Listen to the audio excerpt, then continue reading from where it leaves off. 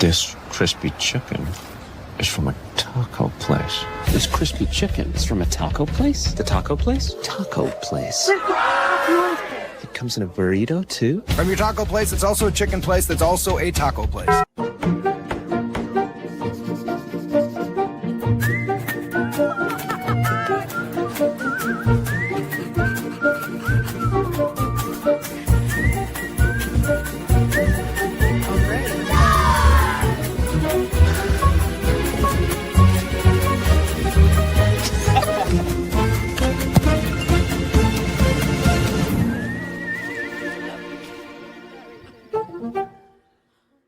Check out the all-new Blue and Orange store at the Boise State Hall of Fame. The Blue and Orange store has your best game day gear. We're talking jerseys, hats, bumper stickers, car flags, more than 4,000 hats on the hat wall. If you want the best Boise State gear, make sure you check out the Blue and Orange store online at theblueandorangestore.com or the all-new Blue and Orange store down at the Boise State Allen Noble Hall of Fame. It's the fall kickoff sale at Lithia Ford of Boise. It's the best time to trade in and trade up to a new Ford truck or SUV with the room to haul your payload or playload. Visit Lithia Ford of Boise, where Ford begins in Idaho. Bronco fans, the new Boise State trading cards are here, and you can only get them at Jackson's. Start collecting them today. Jackson's, let's go!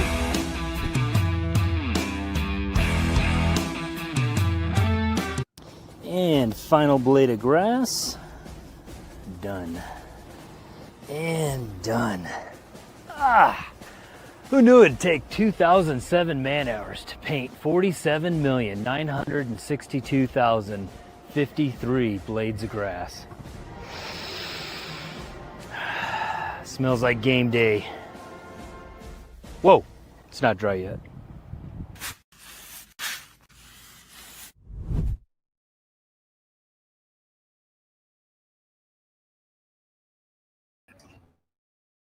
It's time for the Riley and Ridge Show, presented by Jackson's on Bronco Nation News. The Riley and Ridge Show takes you into the locker room and the coach's office, giving you a unique perspective on Boise State football from two guys who know a thing or two about what it takes to win on the blue. Riley Smith was a Campbell Trophy semifinalist and a four-time Mountain West Scholar athlete who was part of 52 wins and 2 Mountain West championships during his 6 years as a quarterback and tight end with the Broncos. Kent Riddle won 7 conference championships in 13 years as an assistant coach at Boise State while working with the running backs, tight ends, and special teams. He has nearly 3 decades of coaching experience overall, including stops at Army, Colorado, North Texas, and Arkansas State.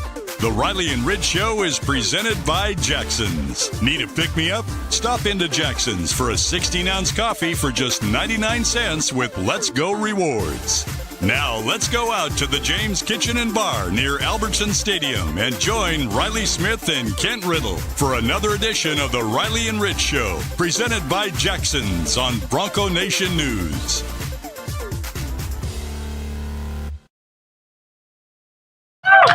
What's up, Bronco Nation? Welcome back to another episode of the Riley and Ridge Show, sponsored by Jackson's. And we're out here at the James again with 2 great special guests. We got Boise State current DBs, Zion Washington and Ty Benefield. Appreciate you boys coming on. Yeah. Thanks for having us. Thanks for coming. Congrats. Big win, right? Anytime you go to Colorado Springs, come back with a W, that's a big deal, especially for the defensive guys, right? Because you won't play anything like that the rest of the year. I know y'all are sore. That's for sure. We definitely felt that. 20-piece tackles between the two. Y'all know it. Yeah, we feeling it right now. Not too bad. Thanks.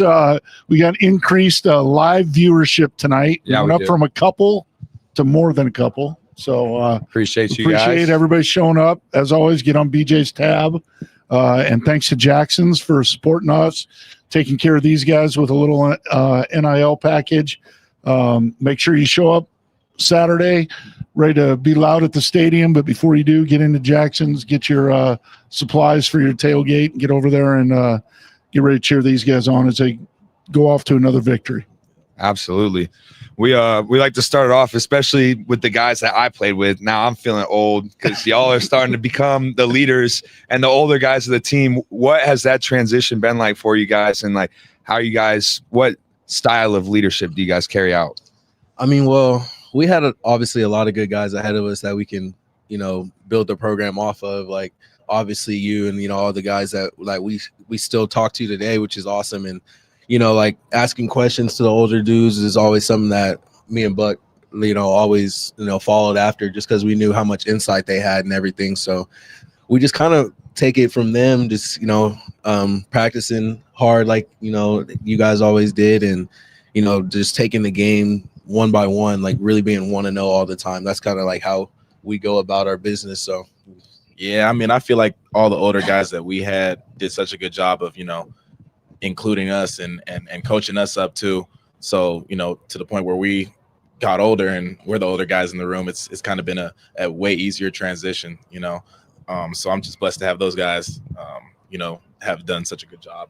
It's funny, you mentioned 1-0, right? And everybody's always like, oh, where's the season going? And, what games you're looking forward to and all that kind of stuff. And, oh, are you still in the race? Are you still in this? Are you still in that? And like, it's trying to explain to everybody, like, really nobody cares about what's already happened or what's way down the road. It's all about this week. And it really is a special mindset that's developed over there, and not listening to the noise, but just talk a little bit about that, because I think everybody probably hears everybody interviewed talk about it's just 1-0, it's just 1-0, but they're like, oh yeah, sure. But really, it is what it is. Yeah, I mean, like, it just comes down to there's always so much on our plate. Like the last game, we can't do anything about it. It's over with. The next game is just all that we can really focus on. The teams that we play, we see good teams every week. So it just comes down to putting all of our focus on them. If you look too far, you won't prepare the way that you need to for the next game and so on. So just having that mentality of like, I'm going to do my best today, tomorrow leading up to this game, and down the road we'll be successful. Yeah, I mean, for sure. Like the most important thing, something that I always think about is when Coach D said like the next game is the most important one, because it's the next. We're not thinking too far ahead. We're not thinking far ahead. We're thinking about this upcoming game. All of our focus is in there, and it really just helps. Like there's a lot of unnecessary stress that guys put on themselves because they're worried about games in the future or past performances and stuff. And if you really just keep the next game, the upcoming one, the most important thing, you won't be stressed. You won't put too much stress on yourself. So. Absolutely. Control what you can control, right? Absolutely. And we've talked about it on the show before, but it's like, we know every team we play, it's their championship, especially in our conference. It's like, no matter how good of a season they've been having or how bad of a season we go in, we're going to get their best. So it's not like we can be focused on Notre Dame and look over a school that we think we could beat easily. It's always that 1-0 mentality. That's where you get complacent and start to slip up. So I knew it was going to stay with it, but it's cool to hear it continue. Going through your process, right? Like going back to the basics every week, like all that stuff. But Doug here asked a great question that I was actually wanting to ask you guys. But so especially defensive guys, obviously big deal transitioning to Air Force. How much harder or easier it is to transition out of Air Force into the next team? Yeah, I mean, it's a different grind in itself, obviously, because Air Force shows so much different things that you'll never, ever see, from any other team. So just it comes down to the 1-0 thing. And you're, I'm saying, just like before, whenever we were preparing for them, it just was, this is exactly what you guys need to do for this team. After this team, forget it, flush it all, because you're not going to see it again. Like the calls, the communication, like you're not going to see it. So flipping our mindset back to regular football is what we've been talking about, just real football. It's been fun. It's a challenge in itself, obviously, but we're up for it. Yeah, like it's weird watching film now because it's like, dang, like we're at 12, 13 yards again. We're at like 10-9 before, and it is a little weird kind of getting back into it, but for sure, like preparing for Air Force is like a different animal. Like we know, those are highly disciplined and trained guys that protect our country, and you have to be on, everything has to be a premium, eye control, tackling, and all that. It's just setting the tone mentality. So Yeah, both. I mean, both are difficult, but preparing is. Yeah, I mean, like we're in a back pedal again. So Yeah, That's what I was gonna say. You can ease up on the run support. Yeah, we don't gotta just go downhill all the time. That is something, you know, I think people just don't totally understand. Like, it's not just assignments different, like techniques different, right? And that's why that takes so long. And I would assume it's probably a little bit easier to get back into what you practice year round, basically, instead of the exception to the rule. But I always think that's good stuff when people get to talk about that and understand just how different that is. And to hear you talk about, like, yeah, we're not even backpedaling. Yeah, it's crazy.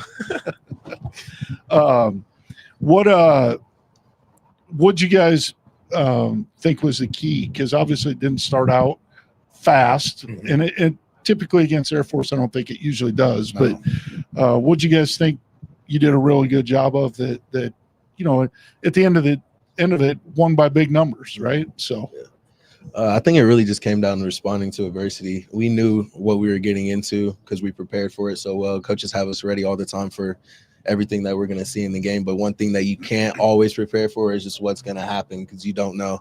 The guys, we all did a really good job of just if we gave up a big play or whatnot, or if they had some momentum, just take it back. You know, we can control. So we congratulate each other whenever, you know, there's good plays, and whenever there's bad, just, you know, pick each other up.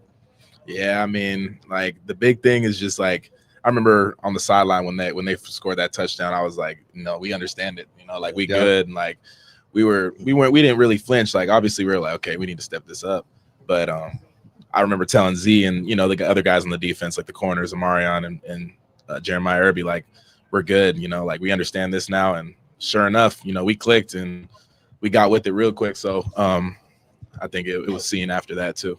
Yeah, like Rid said, it ever since I played there, it was always like that opening drive. No matter how much you practice for Air Force, you're like, oh shit, here we go. Well, having coached at a service academy, when I coached at Army, I mean, that was one of the things we counted on. Like, you can't practice at the same speed we can run it.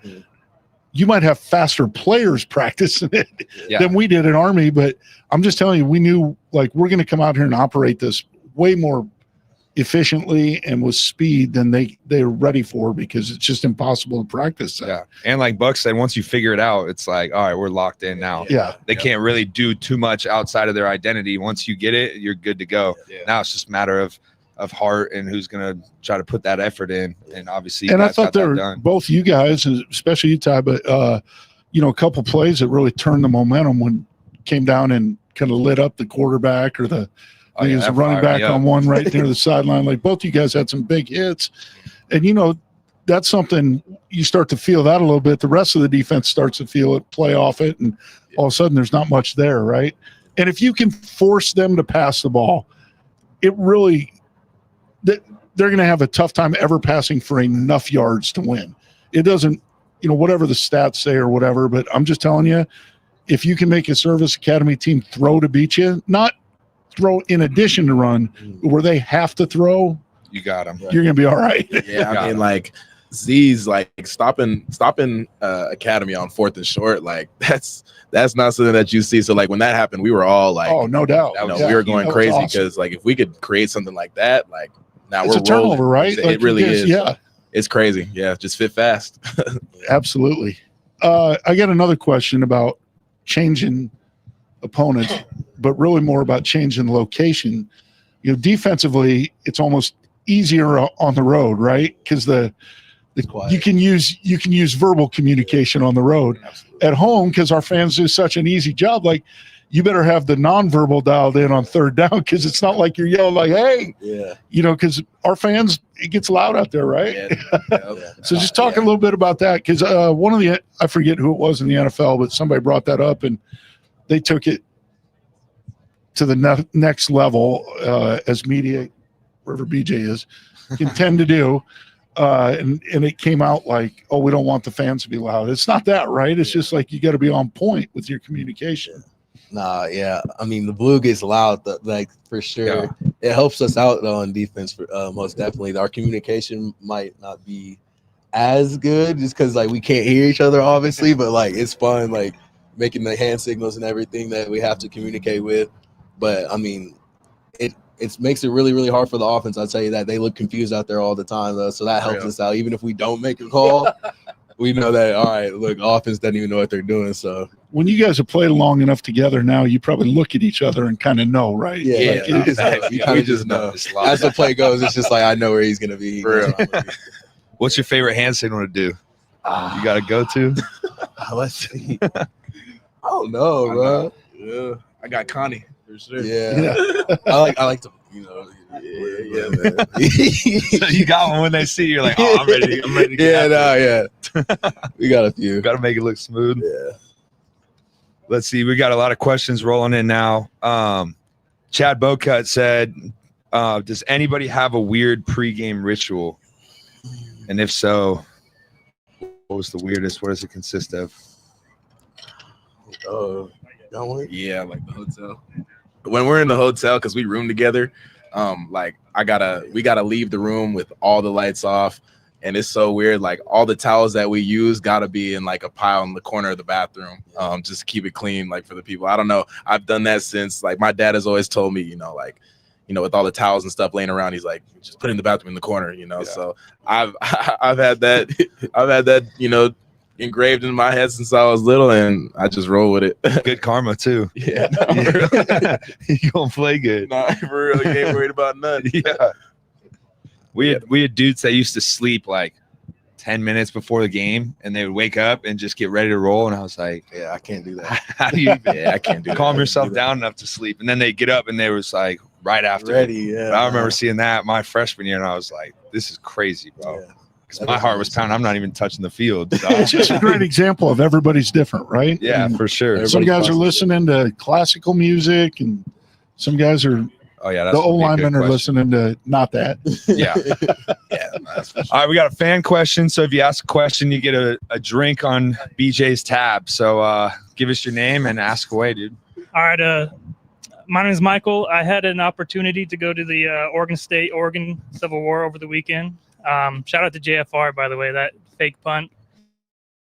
Awesome to see live. Guys. It doesn't have to be anywhere you played, maybe somewhere you coached, or even just as a fan. What was your favorite stadium to go and visit in person? That's good. Probably Oregon, honestly. That was fun. That was a fun little game. I mean, their stadium was rocking. Can I do like bowl games? Like it could be anything. For me, LA Bowl was the LA Bowl, like SoFi Stadium, being back in LA and having my folks there, and just kind of that outdoor and indoor stadium that's crazy. Yeah. Yeah, that was legit, bro. And playing back-to-back NFL stadiums, that was wow. That was in the newest stadiums too, so that was crazy. Yep. I liked Washington a lot, even though the game didn't go the way we wanted to.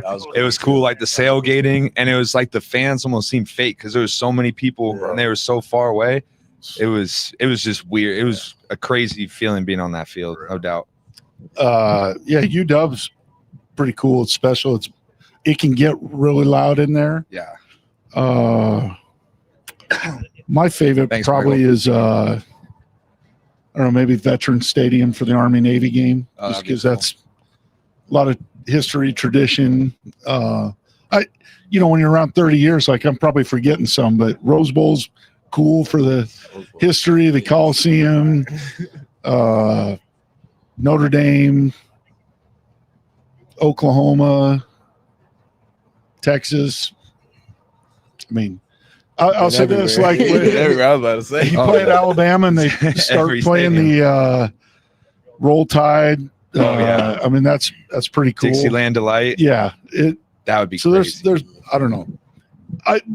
To me, one of the beauties of college football is it's just so unique, and to get to experience all of it. I mean, Fresno State's a pretty cool place to play because they hate the Broncos there. And to feel that passion, it's kind of fun. Walking up that hill between the gates, they're barking and everything. That was different. And I'll say this: when you're the home team in Bronco Stadium, it's a lot of fun, especially really now with the lights going and fans going. Sellouts every week. Like, I mean, that's an attitude second to none. A lot of it, I would say this, beats being at old Parker Stadium in Corvallis when there's about 1,300 people there. It's not so cool. Yeah. We got another question. Okay. So I've got one for you. It's primarily for Ty, but Zion, you're welcome to join in if you want. So you guys have stepped into a pretty big leadership role, and over watching the games, I'm sitting over there being like, man, I'm going to miss Ty when he's gone. He's playing like crazy. I'm like, wait a second. He's only a sophomore? What? And so what was your growing up like process or moment? Because that seemed to happen pretty quick from just watching your first interviews to even now, both with your speaking and your demeanor and leadership on the field and everything like that. Both of you guys, that seemed to happen surprisingly quick. But what was that like? Just the leadership you had to step into in the process? Yeah, I mean, I've never been, it's funny because, people, kind of talk on my leadership and stuff growing. And, all throughout high school, I remember I would always, I wouldn't be considered a leader. Even senior year, I didn't want to because I was so used to not being considered a leader. I rejected being a team captain and everything. But honestly, just kind of seeing like, our influence, my influence, just seeing how, people can really like pay attention to, my game and our game and listen to us, because we've had experience, it just enlightens me on, just kind of like knowing that I have that. And it pushes me to, be that guy and help out. But really this year I've taken a huge step and just kind of, helping out younger guys and having a louder voice. So really like that moment for growing up was just kind of my dad letting me know like, hey, like, you have ability and talent and you do it on the field. Like people are going to watch and do what you do. So be mindful. So ever since I've just been kind of mindful of that. Awesome. Yeah, I mean, I'll speak for him too, though. Like, he kind of came in a little different than any other freshman. Like, he kind of came in already ready. Like, most guys don't come in like that. And then obviously just every year he just adds on to that. So his foundation was already started off higher than most people. So that's probably why. I will say this, though. I looked up to Shay and Z. I used to bother him all the time. I used to text him and Shay like, hey, like, can y'all come to the facility? Like, what do I do with this formation and stuff? So I used to ask him. So, just like, again, like having those guys, those teammates that really, helped me, definitely helped me grow. So yeah, we're getting big because we got like celebrities like Shay in the crowd. Oh yeah. When you come down here, and, there you go. You never know who you're gonna be. He's just trying to get on an episode. That's what he's trying. No, but I will say about Ty, something I remembered. It makes me feel better that he's still young because that means I'm not too old yet. And this was dumb too. But I remember a bunch of us in the leadership council were like picking up on it, and it was like a leadership, like we was kind of a team meeting, but we were going over like the mentality of Boise State, and it was like your first week there, and you asked a question. We were like, oh, a freshman's asking a question, like right off rips, because most people go in, kind of take a back seat. And I don't even remember what you asked, but you started ripping questions off the bat, like pouring into it. And we were all like, oh, that's pretty cool to see. And then Zion's come a long way. Zion was the best because he came in, big personality, like everyone loved him right off the bat. And then to see him getting on the field, doing special teams, then leading big plays on the defense, and then becoming a leader is crazy to see. Like, I got the big Unk moment. Just proud of you boys. Like y'all really grew up a long way. So it's pretty cool to see, for real. All right, we got another question from Kellen Moore. I wish. So in the last game, Ty, you had an amazing hit, but also Zion, you had that fourth down stop. When you got to the sideline, what was it like with the team cheering you on after those?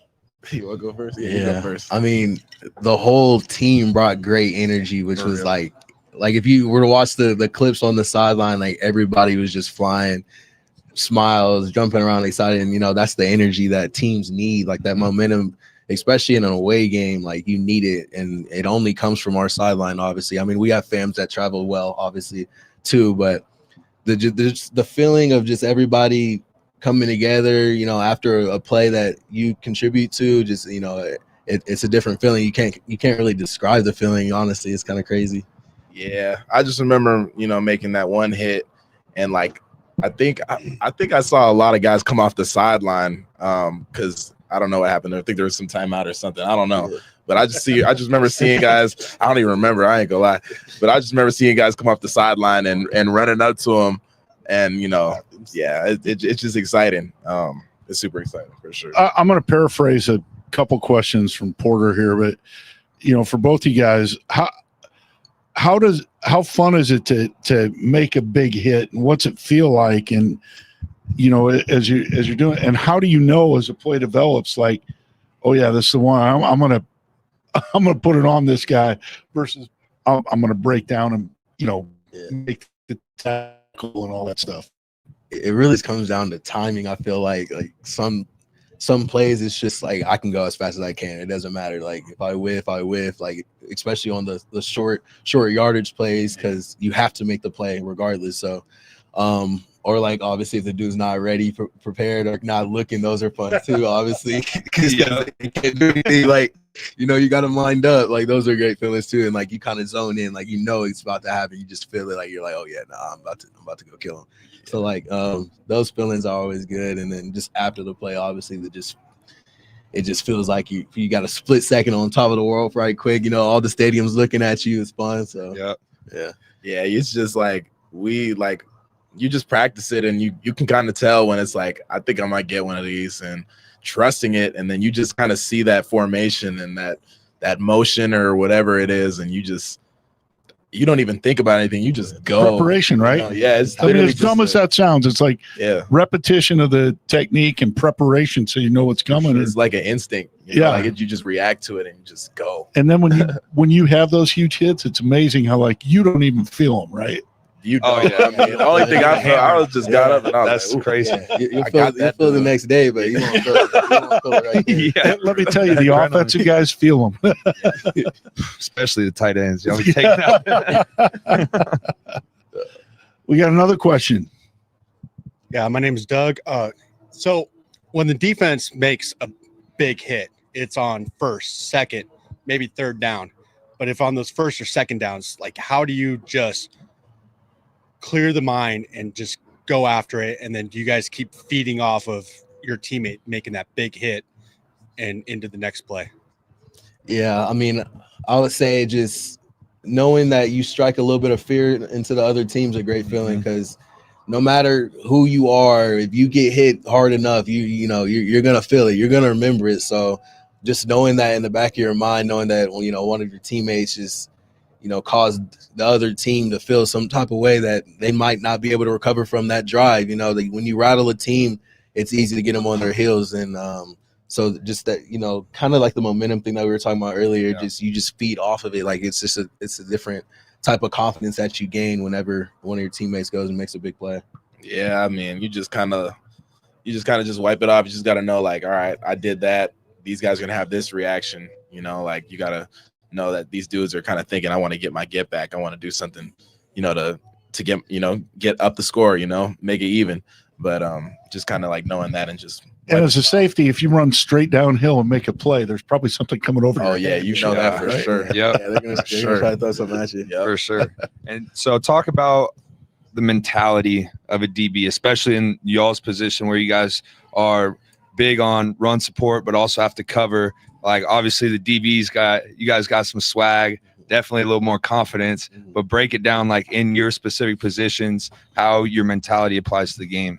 Yeah. I mean, as a safety, it's one play at a time, because you can have a really good play and the next play can be something completely different. So it's just being able to focus on the next play. Obviously, there's going to be good, there's going to be bad, but our minds can't think too much on the play before, or else we'll get caught up in the next play, especially in our position, because it's a split second. It can change the game. Obviously, we're in the back, so. For sure. We're the last line. So just knowing that, taking it, having, confidence with it as well. Just knowing that everybody in front of you got to have their back. So that's kind of the mentality that we kind of going with. Yeah. I mean, Zion hit it, right on the head, and, a thing like that, for me and Zion, like, it's just kind of staying like calm and collected, like quarterbacks of the defense, before the game, when we're out there in the huddle before we run out there for the first drive, like me and Zion are just, we're not screaming, we're not doing anything like that. I always look at him and I'm like, yeah, like it's time to go. Like we're good. Like, we're chilling. We're poised and calm because we can't be too high or too low. We got to be able to just kind of just be calm and be in that middle point. So if something goes bad, we won't flinch at it. If something goes great, we're gonna celebrate, but we won't be too high on our horse after. You guys said it, quarterback of the defense. Talk just a little bit about like kind of your week as you prepare, not Air Force. let's take that out of it. Yeah. But just as you guys get ready to prepare for the next opponent, and Air Force actually does apply a little bit to this, but it's just so different. But like how does that go for you guys throughout the week? Like, what are you doing to get ready? And you don't have to give. I'm not talking about specific trade secrets, but like more like time and like planning and that kind of stuff. Definitely like, just for me, me personally, like preparing, just kind of watching a lot of film and just kind of like taking my time with it. But I'd love to spend a lot of time on the first, work days. I like spending a lot of time and that's really what it is for us, just kind of being able to, go through that and really put in, all that work on those first 2 days of that week. Riley knows those are the bloody days. Yeah. That's the most important thing. Because, you're going to make mistakes those days and stuff, that's, you need to get that on film so you can see. So just kind of understanding that and just really putting it all on tape, is the most important thing. Cause, then those days after that, it's just starting to click. And when you're talking about, so like what, just take us through your week a little bit. Like, what are you doing on Sunday? And then you don't have, again, doesn't have to be the whole thing, but well, like the day after the game, we'll get, our rest in, get our recovery in. Some dudes get massages or whatnot, treatment and stuff like that. The day after that, we'll start getting back in the groove of things, get a little jump start on our next opponent, review our previous opponent. And then like he hit on the Tuesdays, Wednesdays, those are the bloody practices. Those are the ones that, you got to go all out and your body's sore, you feel beat up, but it is what it is. You got to prepare for the next game. And like he said, making those mistakes early so you don't see the same mistake in the game, cleaning it up because you just want to be able to play fast and confident, have good eyes on it. So those Tuesdays and Wednesdays are very important. And then, slow it down. The Thursdays, it's more of just mentally focusing on everything they need to, getting in the film room, walkthroughs, things like that, just to be able to get your mind, relax a little bit, get the body ready for the game. And then Friday, get back into just a little bit of it, a little bit more, a little bit of sprinting, not too much, just, building that confidence so your body's ready to be able to perform. And then Saturday, you just be able to cut it loose. Yeah. Talk a little bit about watching film because a lot of fans here, cutting up film, watching film, kind of go through your process on what you guys look at. Kind of, I know it builds up throughout the week and you get more detailed, but kind of an overall general process of when you guys are watching film. Yeah, for like DBs, we look at tendencies, formation, down and distance is very important. People kind of sleep on that, but that's the most important thing. You kind of understand what you're going to get, first, second, mix downs and stuff. And then you realize like it's time to tighten up when it's money down.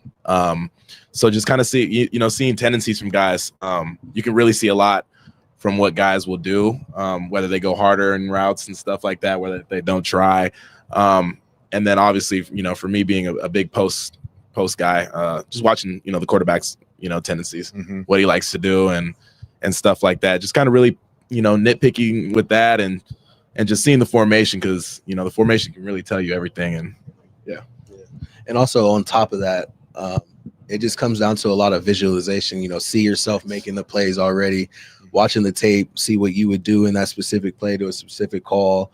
He hit on it, the area of the field and the down and distance and everything, just so when you get out there, what you're going to get. You don't know exactly what you're going to get, but you can have an idea, obviously. So just kind of getting ahead of it and, seeing it in your head before it happens. Here's because we haven't had an offensive question all night, and Dylan Riley scored 5 touchdowns. Yep. Porter would like to know, what was your favorite part about seeing him score 5 touchdowns? I mean, for me, like, that's my little bro. So whenever you see something like that, you kind of just don't even think about what's going on at that time. Like, I got to go back on defense. I don't care. I'm going to go tell him, like, hey, good run, bro. Like, he's fast. Like, real speed, and we knew, we Real knew going into games, like going into the season, like he's a different breed. Like once you get him going, like it's hard to stop a dude like that because he can break at any time, you know, and everything that he's gone through, and everything. Like we just love to see him happy and doing what he loves to do. So, yeah. That's such a cool thing. And, you know, I know you guys really haven't been anywhere else, but I have, and I would say that's something unique you guys have here. You guys care way more about how their teammates are doing most of the time than how they're doing. And I'm not talking about performance-wise. I'm talking about as a person. Right. And to see a guy going through what he's been through, like that's – I imagine every guy on the team was unbelievably excited for him. So absolutely, yeah. And it's crazy because we all come to college and like you're kind of on your own when you start, and then within weeks it's like you got a brother, you got a best friend, you could talk to him about anything. And we talk about the mental health stuff while we're on this note, but it's like you have best friends all around you, and like you guys, people think, oh, we're big football guys, we don't really talk about anything like that, but like it's crazy how you get vulnerable with your boys. So like seeing him probably open up to you guys and then go ball out like that, like it just makes it that much more special to see your brother perform like that. For sure. Yeah. And like that's what really gets us going most of the time, like just being able to do what we do for everybody in that locker room. Like we really do enjoy being around each other and love each other, you know, on such a deep level that probably people don't understand. Like we're with each other every single day, like every single day, you know, it's hard. You can't avoid, you know, guys in the locker room. So just building those relationships it's key to have success on and off the field. Cause like you said, you move out here, like we're all we got. Like we don't know anybody. I'm from Texas. Like that's far. Like I came up here and I'm like,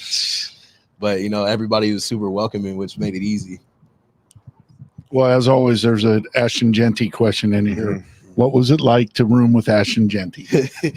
I mean, he's a dude. He's a different dude. Obviously, on the football field, he's super cool. Cook, you know what I mean?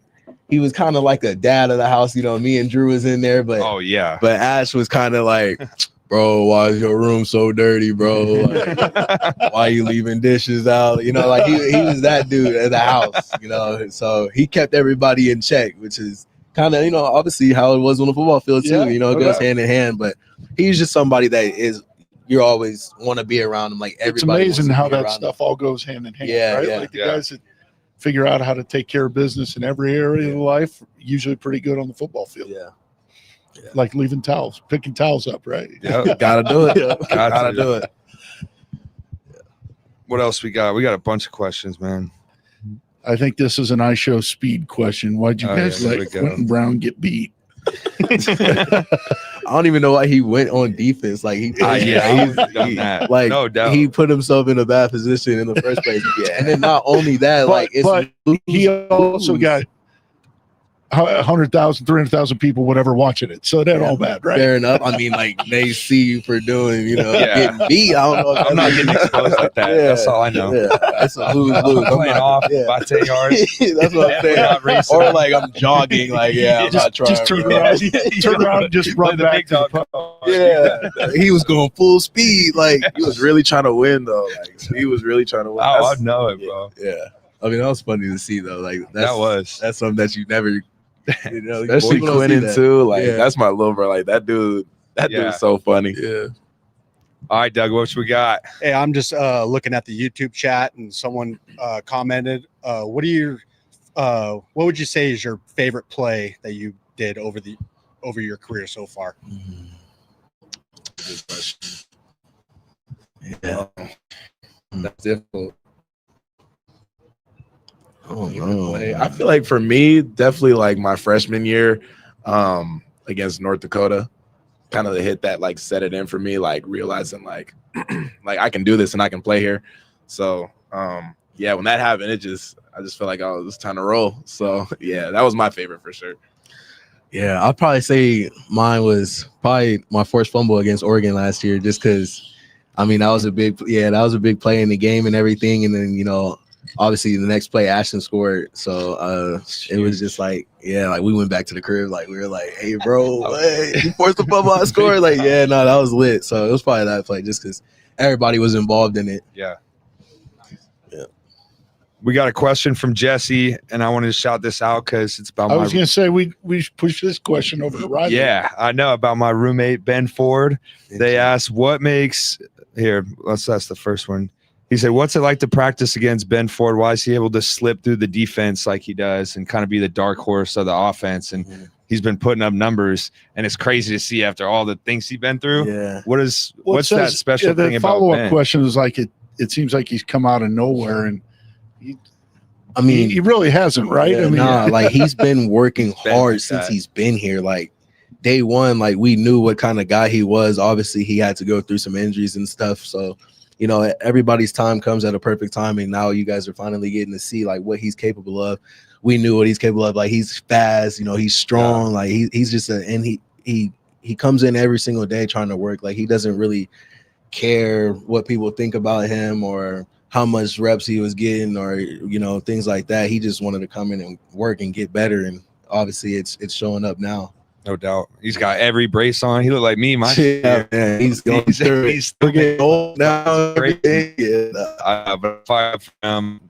Shout out Jesse for asking that about Ben. Let's go into talking about one-on-ones.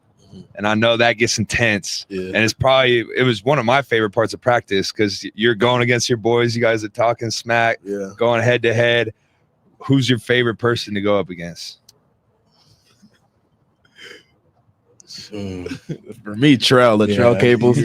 Like me and Trell, we go at it like during fall camp. Like it's a battle. Like every rep, because you know me and Trell both have that, you know, tremendous amount of respect for each other, and we know each other's game. So it's like he understands what, you know, I struggle with, and I know, you know, some things that, you know, he struggles with. So we attack those. So it's always good though, but it's always great work. You know, like that's what he does. You know, that's why he's so successful, and that's why he's gonna keep balling. For me, I say, I mean, there's a lot of guys that are it's just fun to go up against.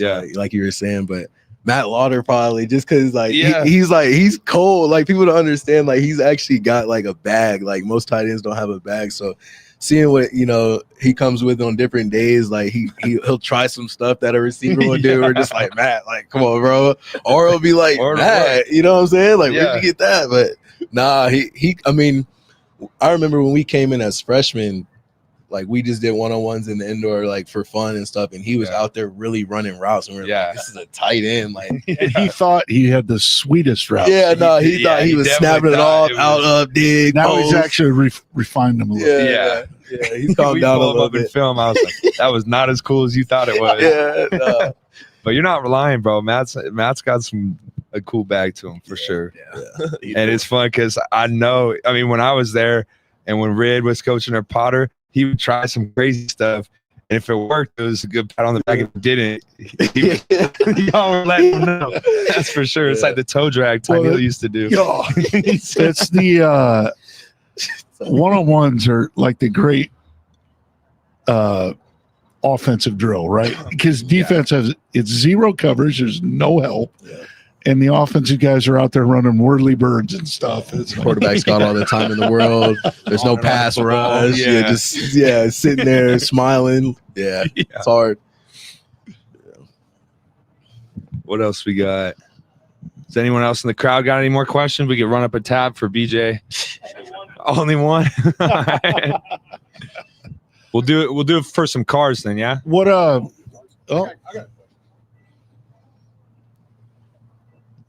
All right, like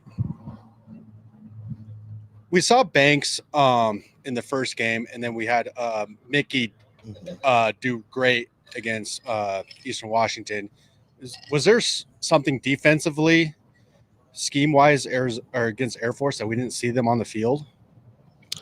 Oh, well, I mean, we just kind of like having bigger safeties in, so me and Bud kind of went in there, and then we had, you know, you guys played really three linebackers the entire game, another right? backer in there, and that was the my understanding was that was the plan all along. Yeah. It really had gone back to spring ball and everything. Yeah, that's kind of how we do it. Bigger dudes Shout out in there. Bo Phelps. Yeah, Bo and Phelps. That's my guy. That's my and that's roomie. been something even over the last few years, going all the way back. I mean, I can't even remember his name now. We had transfer from Citadel way back. Oh, Kafari. Yeah. Like that was his game. Like, and I don't even know how much he played the rest of the year, but he helped us win that game. You know, that's always been something that position's been a little bit in the air. Yeah. So. Good question though, Doug. Yeah, sure. What you got? Well, I forgot to say my name last time. It's Michael. So, in your guys' opinion, who do you think is going to be the next safety or defensive back that might be coming up and kind of surprising everyone? I mean, first off, shout out all the youngins and all the guys in there.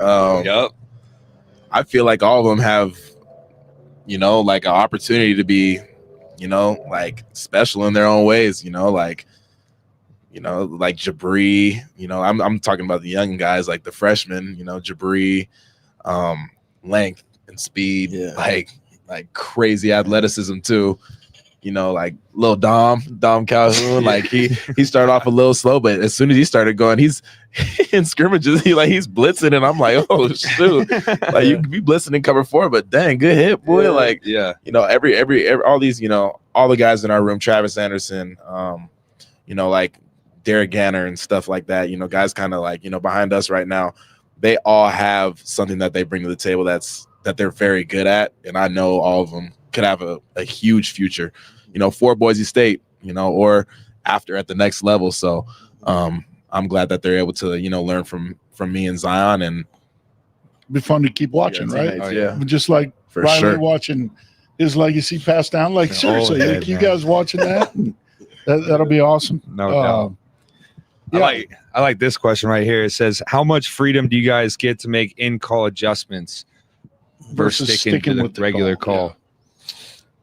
I mean, like we were saying, we're the quarterbacks of the defense, so honestly, we can call whatever any given moment. I mean, obviously, the coaches want us to call adjustments, but like, if you call something different, like we have a little bit of freedom, a little bit of leeway. Yeah, nothing crazy. That's the best way to put it. Yeah, you're checking to something that's part of the game plan. You're not something random.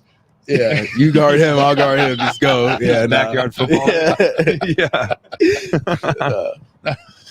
There might be some helmets or headsets ripped off. Yeah. What's in the headset this year? Marco, you guys say Marco's got it. Yeah, he's got the green dot. That's dope, dude. Robbie, you got a question?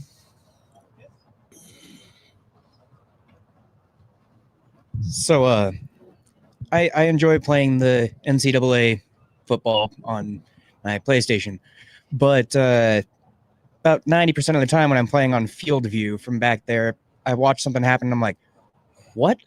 How on earth do you guys look through basically 11 bodies while the play is going on? Well, I guess 22 if you're counting the other team, and just keep track of everything from back there. Yeah.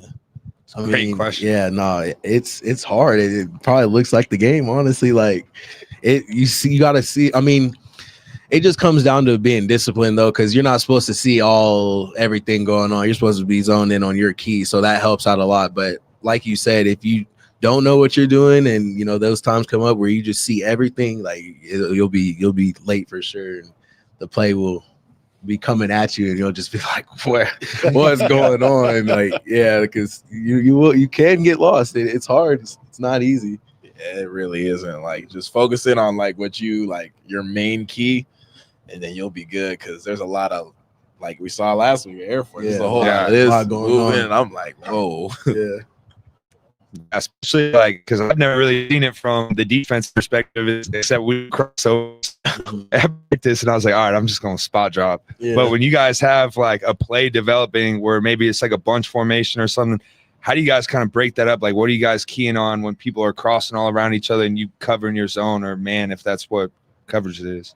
Yeah, it just comes down to the the pre-snap communication, because if it's post-snap, then it's too late, because guys will just be like, I don't know what he's doing, and I don't know what he's doing. So just like kind of like we were talking about earlier, when it comes to talking in the stadium, away games, it's pretty easy because you can hear, but the blue, it's a little bit different. That's when you see us kind of just doing a bunch of hand signals. You probably don't know what's going on, but that's what I was telling, like, hey, basically you get him, for sure. You know what I'm saying? But yeah, it comes down to before the snap, because if it's after the snap, it's too late. Yeah, you're cooked. Yeah. Here's actually a great question. On NCAA football Madden, how realistic are the playbooks? Defensively, like, I mean, it's pretty. It's accurate. It's pretty accurate, honestly. Yeah, like, and that was they got like, it all. Yeah, PFF, and it diagrams all the play. I mean, it really should be. I don't pretty play, accurate. but I would think it would be pretty accurate to at least concepts, maybe not per concept team, wise, but somebody probably runs that concept. Yeah, for sure. Whatever, but that would be a pure guess. Who's the on best my at part. NCAA on the team? Yeah, I mean, I don't play it. It's probably Trell. Yeah, it's probably Trell. That's what I heard too. Yeah, it used to be Drew. Drew was cold. Drew was cool. Yeah. Who played in the bowl game? It was Drew and Emac. Eric, Eric. You want to tell that story? Because that was yeah. dope. I mean, so we were in a bowl game and we had to choose our two best players to play against the other team. We were playing against UNT, and we were talking smack too. Yeah, we were talking. It was smack. back and forth. Like, everybody, Boise's on this side, they're all over there. But we knew we had Drew. They're grinders on the game. Like, they sit up there all day. Like, that's their film. Yeah, like that's what they do. They play the game. So like we knew what they were getting into. They had no idea. And then like Emac was playing defense first or something, or one of them was playing defense first, and then they like forced fumble pick six or something. Like pick six. And we were like, oh, it's over for them. We're looking at the other side. They're over there like, yeah, y'all are gonna win. Like we're like, y'all don't know. Like it's just starting, and then Emac going offense, scored first play, like, and then went for two. Yeah, and then fake field goal and scored. Yeah, so we won that game before it even started. Yeah, quick. And we were looking like, yeah, I'm sorry. Like, shout out to Emac. Yeah, 256 yards receiving last week. Crazy last week. Yeah, he'd go crazy. Yeah. A little slant gone. Yeah, crazy boy. He's good. No doubt, dude. And Taylor too. They're all. It's cool seeing. That's a good question to bring up. Like, you have a lot of friends that have transferred. I got a lot of friends that transferred. Relative. Yeah, that went to other schools. How is it?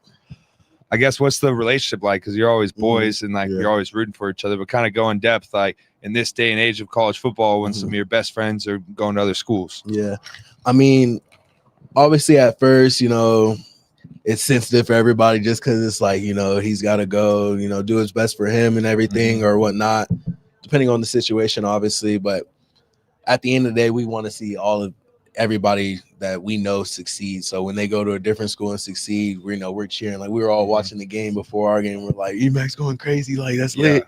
And obviously Taylor going crazy. Like, these are all the things that we want to see. Drew just got to a new school. He's making plays early. So like, when we see things like that, it's exciting.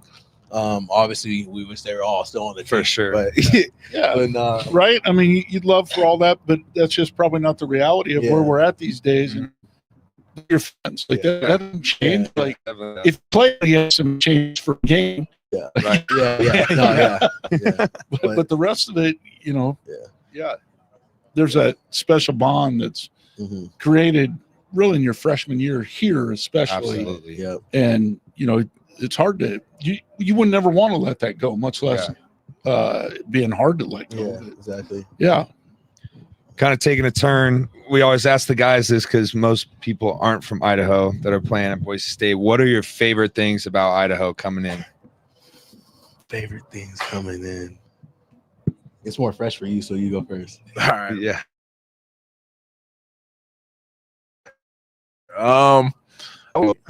Originally from Canada, so Vancouver. So I mean, that's it. The weather that it was in Vancouver is very similar to here, so it wasn't much of a change, for me. So I love that. And then another thing for sure is like, definitely just like how cool the people are here. Like definitely really cool. Like I don't really have to be, worrying about like safety and stuff like that out here.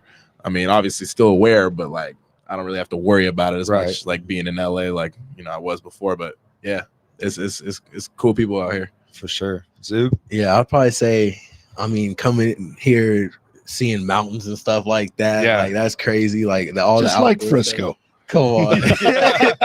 Like no, like the mountains, you know, like floating the river and stuff like that. Like all the outdoor stuff that like I probably wouldn't do it in Texas because I'm in the city, you know what I'm saying? But and then like he hit on the people out here. Like I remember when we first got out here, like we were just acknowledging how nice the people are. Like everybody's like welcoming. Like I remember I came the first time with Taylon and we went to a restaurant and everybody's just like, you know, you guys play sports, yada yada. Just like, you know, congratulating us and stuff, like making us feel at home, and we had just got here. So like definitely the feeling of just how everybody supports you in the community and everything, you know, and like he hit on the safety of it, and you know, it's cool. It's a different vibe, you know. Obviously it's cold and stuff out here, it snows and stuff like that, but it's cool.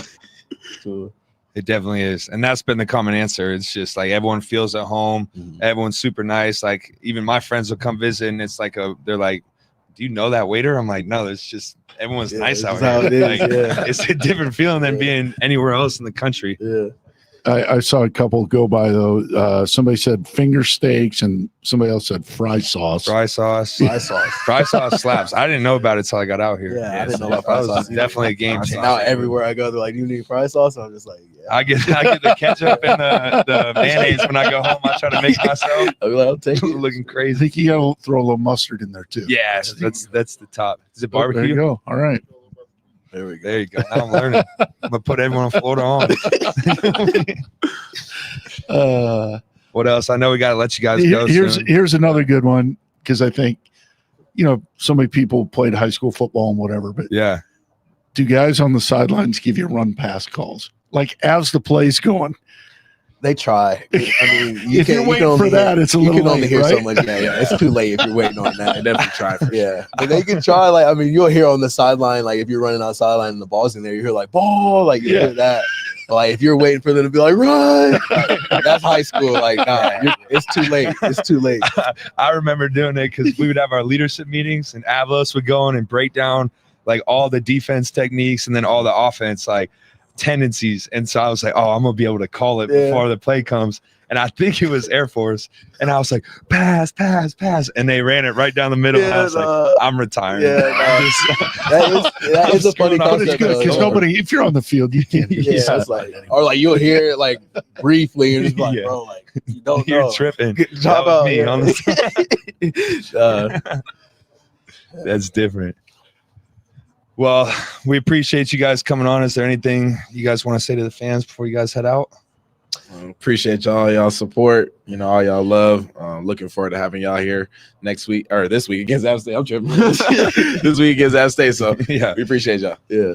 Show up, be loud, right? Yes, sir. App State's got an offense too, right? Yeah. Maybe talk about them a little bit for fans. What's the scouting report? I think they're number 3 in the nation in passing. Yeah, they're a good team. You know, we got a challenge coming on the blue, but we're always ready. It's everybody's Super Bowl coming to the blue, so we're expecting their best. Yeah, we know we're exciting. doing our best. Yeah, it's exciting. It's fun. One thing about these teams that show up and throw the ball like every play, they're going to get some yards, right? I mean, so the fans know. Like we'd love to shut them down and no yards, no completions, but not really. That's probably not realistic, right? They're Division 1-2. What should be a big deal is like when they get down closer to the red zone, right? That's where things tighten up and gets your 12th defender, the back end line. Yeah. Helps out a little bit, right? And then y'all get to show off a little bit. You know, the ball is going to be in the air. Yeah, for real. Yeah, traditionally that's been a good week for the Bronco DBs. It really is. Get some picks and like that again, they're going to get some yards. It's going to happen. So let's not react bad when they complete a pass. Like sure. And I'm not talking about you guys. I'm talking you know, about us fans now. Last question, Doug. All right. I'm an ex-baseball player. I used to have a little bet going on who can get our jersey dirty the first time.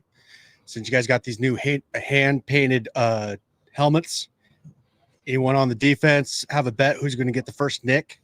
Yeah, we were talking about that though. Like, see who's gonna chip their helmet first, like knock some of that paint off. Don't make them. Yeah. We can't knock too much off though. Like we're putting them up for sale and stuff. So like, you know, but we'll see. I don't know how the helmet's gonna hold up the paint. So it'll be you're gonna have the artists on the sideline doing touch-ups. Yeah, it's gonna be like fixing it. That's probably dope. worth having, right? For sure, dude.